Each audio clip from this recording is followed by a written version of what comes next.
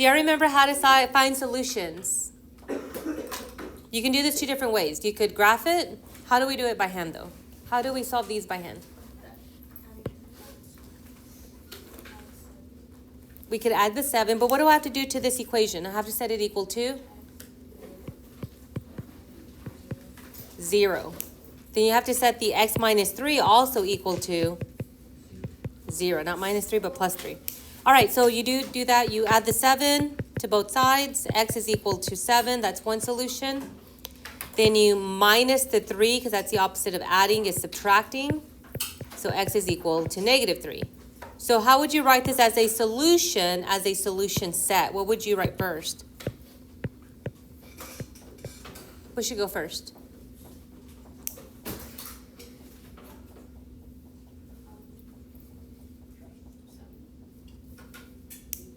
Negative 3. You always go smallest to largest. So negative 3 and then 7. All right, when you're ready, we'll go over to the notes.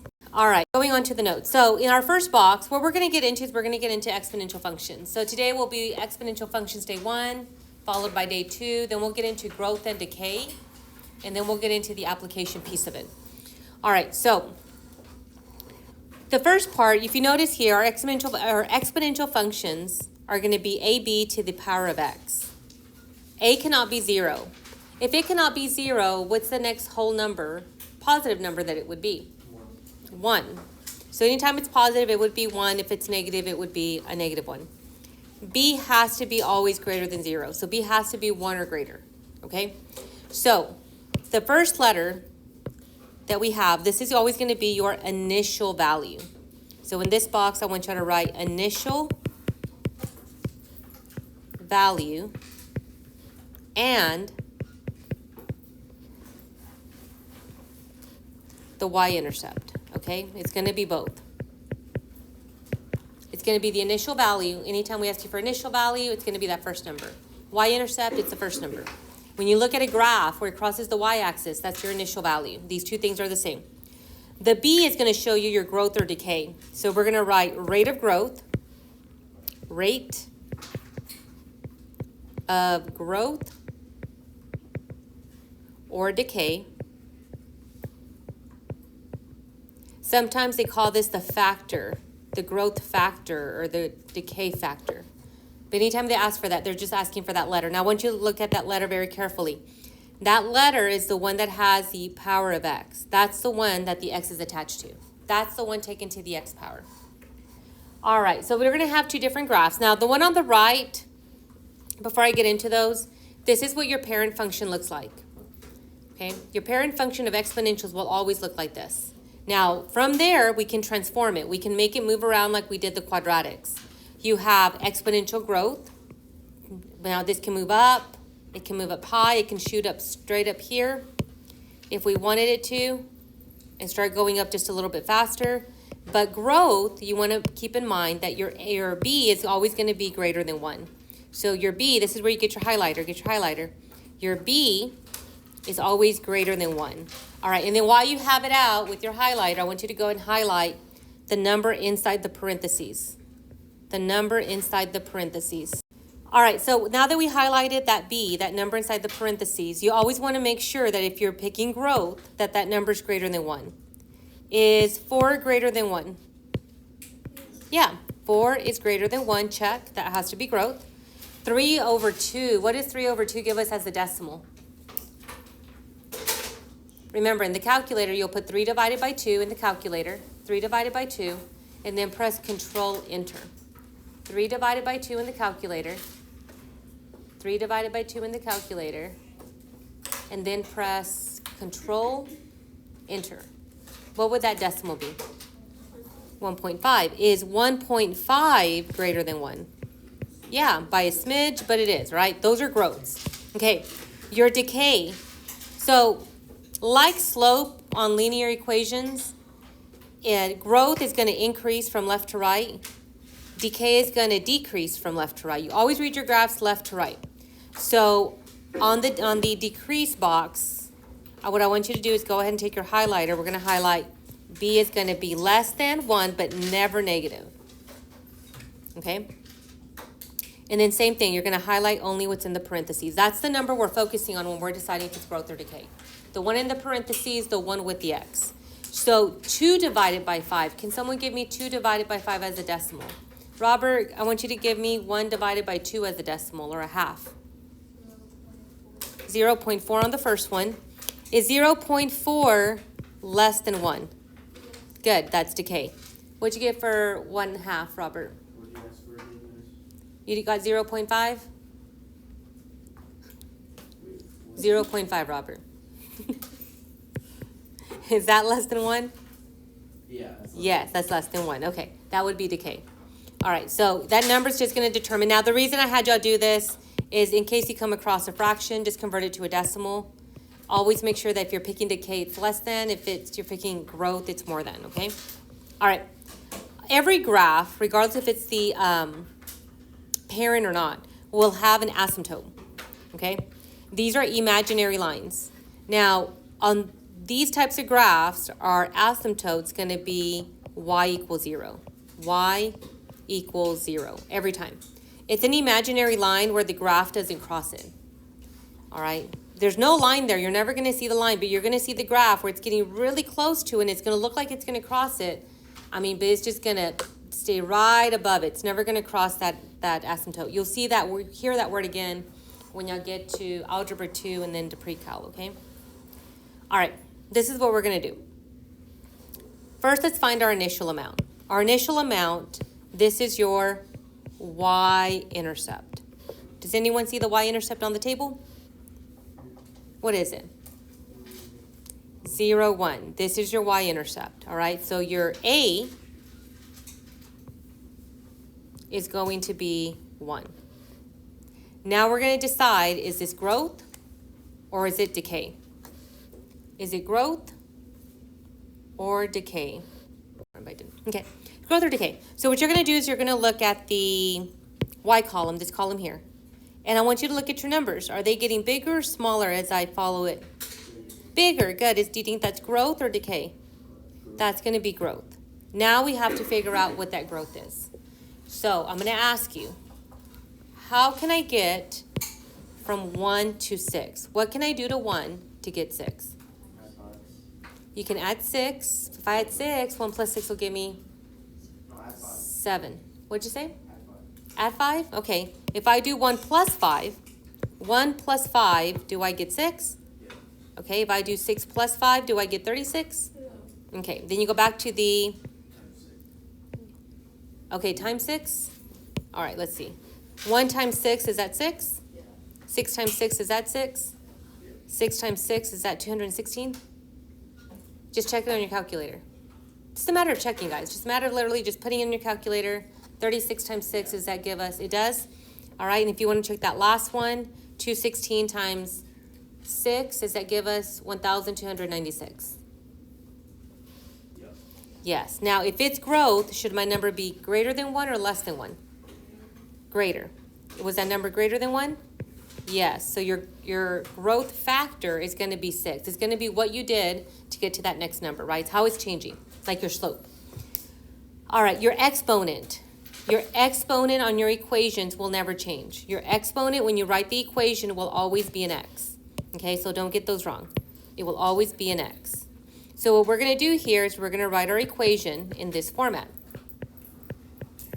All right, what did we say A was? We said A was 1, our B is 6, and then the x never changes. All you're going to do now is just clean it up. Do I have to put the 1? No, your final answer is just 6 to the x power. So when you see that, because you guys are going to have to go backward tomorrow, when you see that, if there's no number in front, then we know it's a 1, okay? All right, let's look at the one on the right side. All right, initial amount. Remember, that's your y-intercept. What is the y-intercept on the table? 1. You pick at the one with the 0. This is your y-intercept, or the initial value. This is your A. A equals 1.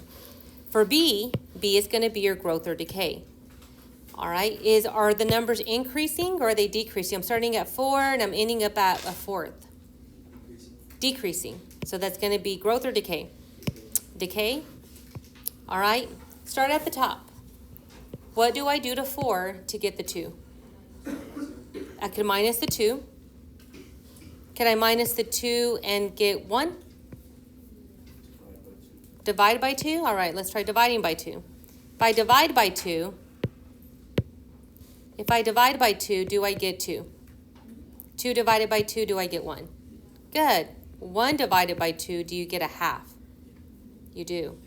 A half divided by 2, do you get a fourth? And the calculator will give you those fractions if you're checking. All right, so what were we doing? We were dividing by 2. Now I have to write this as a number. How would I write it if I'm taking a half? As a number. What did you say? Not 15. Oh, 50, yes. I can do 0.50. You could do 0.5. Or, how would I write it as a fraction? 1/2. Okay? You can do either one. All right, what did I say the exponent was going to always be? The exponent is going to always be x. Good. So this time I'm going to write it with f of x. Remember, f of x is the same thing as y. F of x is the same thing as y. So I'm going to say f of x, what's our a value? 1. Do y'all want to use the half or the 0.5? Half? And then the x. All right, do I have to put the 1? No. So then f of x equals 1/2 x. When you're ready, we'll go ahead and go over to the back side.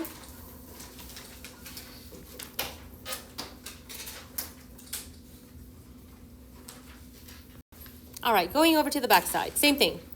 So here's a table. Now the only thing though is the initial value on the table. How are we finding or identifying the y-intercept on the other tables? You were looking for the 0 with the x, right? Do I have a 0 with the x on this one? Okay, so we're going to have just one step to go backward, okay? The way we find our growth or decay doesn't change. Is this growth or decay? Growth. All right, this is growth because it's getting bigger. All right, so this is growth. So you're going to circle growth. Let's find the factor. What am I doing to the first number, to the 2, to get to the 4, to get to the 8? Multiply by 4, sorry. Multiply by 4. Can I multiply 8 by 4 and get 32? Can I multiply 32 by 4 and get 128? Yes, all right. And once it works there, it should work all the way through. All right, so what we can do for right now is we can say this is growth, circle growth, and our b is going to be 4. Our exponent's going to always be x, good. We just have to find that initial amount. So you're going to go backward. If I'm multiplying by 4, divide by 4. So what you're going to do now is you're going to take 2 and you're going to divide it by 4. What would be 2 divided by 4? 1/2. And then if this is 5, 4, 3, 2, 1, this one would be a 0. And then that's your y-intercept. Your y-intercept is 1/2. Your initial value is 1/2. So a is going to be 1/2. All right, so then we write it out as an equation.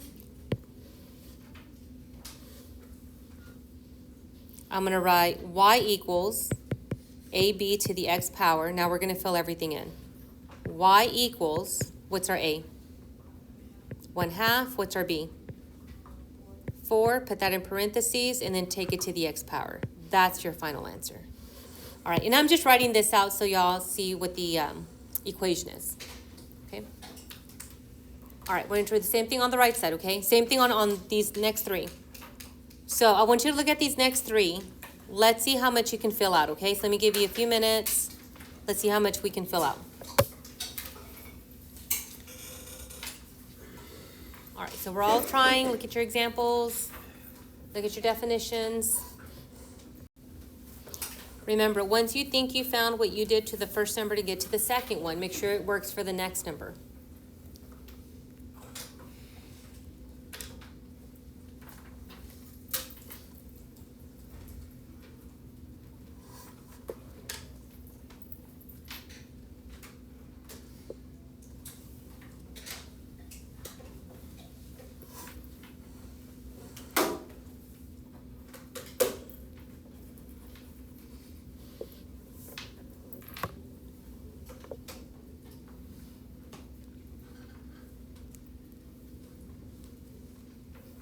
All right, Marilena, is this growth or decay? Growth, good. So we all know that this should be a number greater than 1 or less than 1? Greater than 1. All right, so what did y'all find? What did you multiply or divide by to get from the first term to the second one? 9. Multiplied or divide? Multiplied. So you did times 9, right, Riviana? Times 9, and times 9.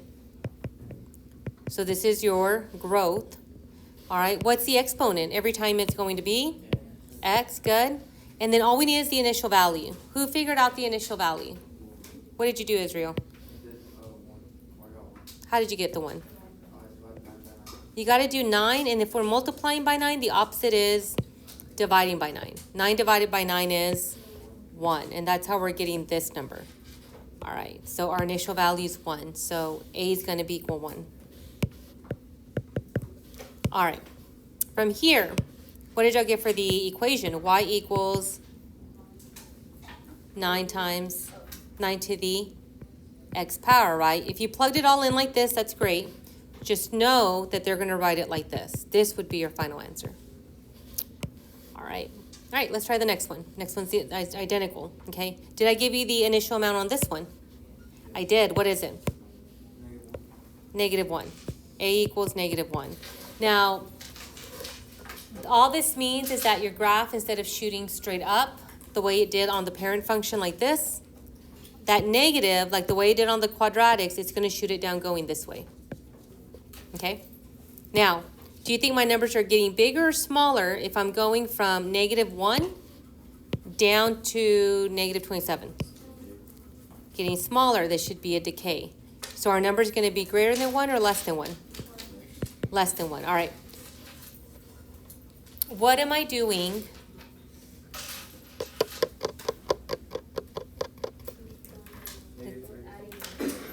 You're adding 3? No, what are we doing?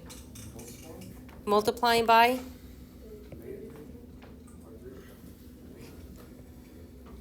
Okay, so it is multiplying by 3. This one, because it's the reflection, it's going to give you that positive number, but it's because that negative's already being taken care of by that initial value. So that's making it go the other way.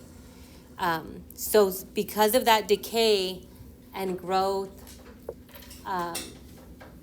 expectation that we said at the beginning of the notes, where we said it's greater than 1 if it's growth, it's less than 1 it's decay, this one can confuse us. Again, you're looking at that negative in the front, that's going to make it go the opposite way. So yes, you're going to get the positive 3, only happens when you have that negative, okay? So then our exponent's going to always be x. All right, so then what would be your equation then? Y equals, just put it in, -1, parentheses, 3 to the x power. Okay, and now when you rewrite it, it's just going to be negative and then 3 to the x. You don't have to put the 1. Now again, that negative, that's what's causing all of our numbers to be negative. So that's why that decay and the number representing it don't really match, okay? And you only come across it if it's a negative. If it's not a negative, don't worry about it. Just kind of go with growth being greater than 1, decay being less than 1. All right, what about this one? Did I give you the y-intercept for this one? Yes. What is it? 4. Good job. So is that the A or the B? A is 4. Good. What's our B value? I'm going from 32 to 16 to 4 to 1 to a 4th. Dividing by 2? Dividing by 4? 32 divided by 4, is it 16? Nope. 32 divided by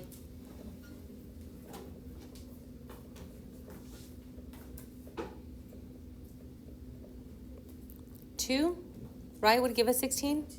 But how would we get from 16 to 4, though? What would you have to divide by? 4.